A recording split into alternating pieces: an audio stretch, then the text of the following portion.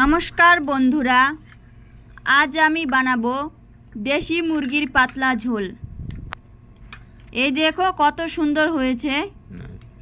এটা কিন্তু খেতেও অনেকটা সুস্বাদু।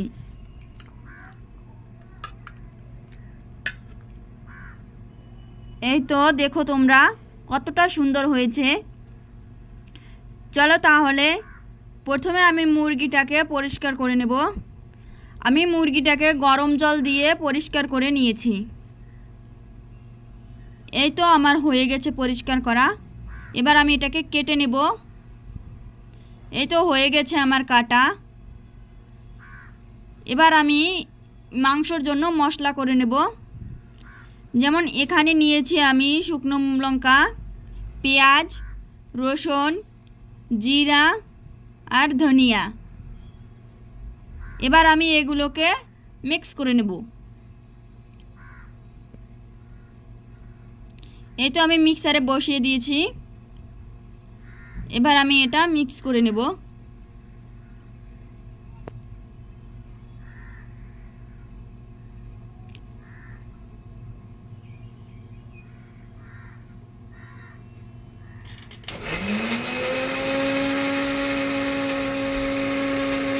এই তো হয়ে গেছে প্রায় আমার।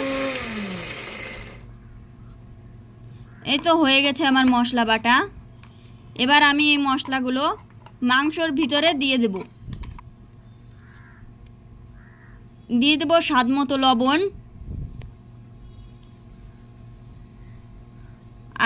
আর একটু দেব, আমি একটু কম মনে হয়েছে তাই।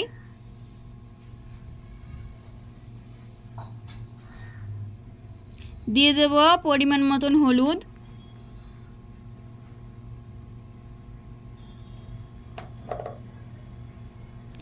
এবার আমি মাংসগুলোকে ভালো করে মাখিয়ে নেব। এটা যত ভালো করে মাখবে খেতে তত সুস্বাদু হবে। এই তো আমি ভালো করে মেখে নিচ্ছি এটা।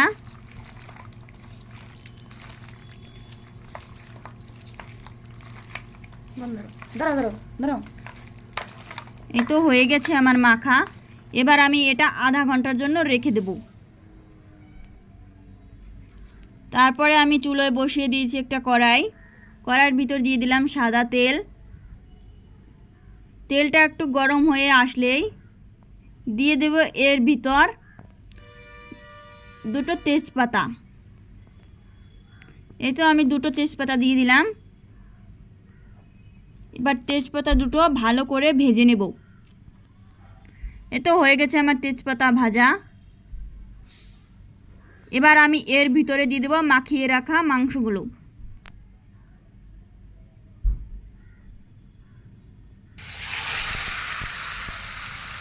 এই তো আমি মাখিয়ে রাখা মাংসগুলো দিয়ে দিলাম। এবার আমি ভালো করে নেড়ে চেড়ে দেব।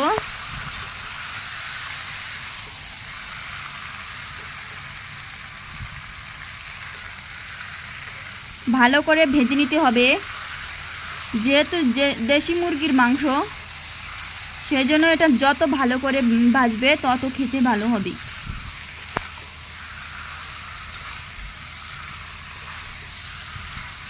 এই তো আমার প্রায় ভাজা হয়ে গেছে।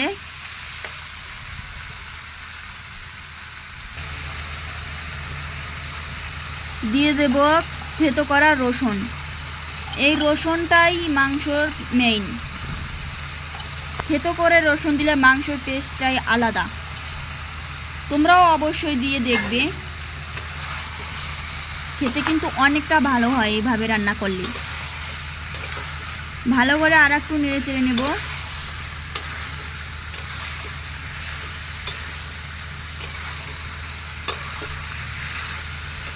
ভালো করে একটু নেড়ে চেড়ে দেবো। তারপর 5 মিনিটের জন্য ঢাকা দিয়ে দেব। এই তো 5 মিনিট পরে এরকম হয়েছে। কতটা সুন্দর কালার এসেছে তাই না? আর একটু ভালো করে ভেজে নেব আমি।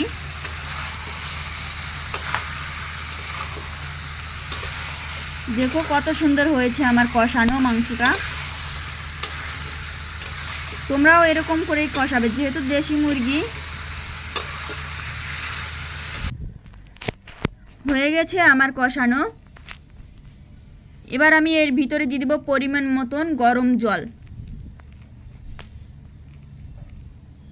গরম জলটা দিলে মাংসটা অনেকটা সফট হয়। গরম জল দিয়ে ভালো করে আমি নেড়েচেড়ে আবার 5 মিনিটের জন্য ঢাকা দিয়ে দেব।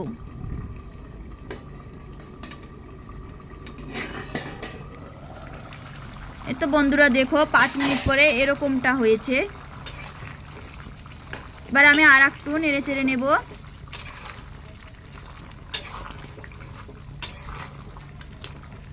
ভালো করে নেড়েচেড়ে দেব। এই তো হয়ে গেছে আমার। উপর থেকে দিয়ে দেব ধনেপাতা। যেহেতু আমি প্রথমেই জিরে ধনিয়া দিয়েছি সেই জন্য এখন আর আমি দেব না। আমি কাঁচা দেওয়াটাই বেশি পছন্দ করি। দিয়ে দিলাম উপর থেকে কিছু গরম মশলা।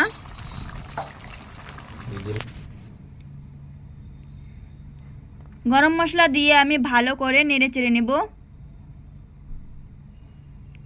এই দেখো কতটা সুন্দর হয়েছে মাংসটার কালার। এটা দেখতে যতটা সুন্দর খেতেও ততটাই ভালো। দেখো তোমাদের আমি একবার দেখিয়ে দিচ্ছি। এ দেখো কতটা সুন্দর হয়েছে। এই তো বন্ধুরা হয়ে গেছে আমার দেশি মুরগি রান্না। অবশ্যই তোমরা একবার বাড়িতে ট্রাই করবে আর খেয়ে আমাকে কমেন্ট করে জানাবে কেমন হয়েছে। অবশ্যই ভিডিওটা ভালো লাগলে একটা লাইক দিয়ে দেবেন। আর সাবস্ক্রাইব করা না থাকলে সাবস্ক্রাইব করে রাখবেন নিত্য নতুন ভিডিওর জন্য।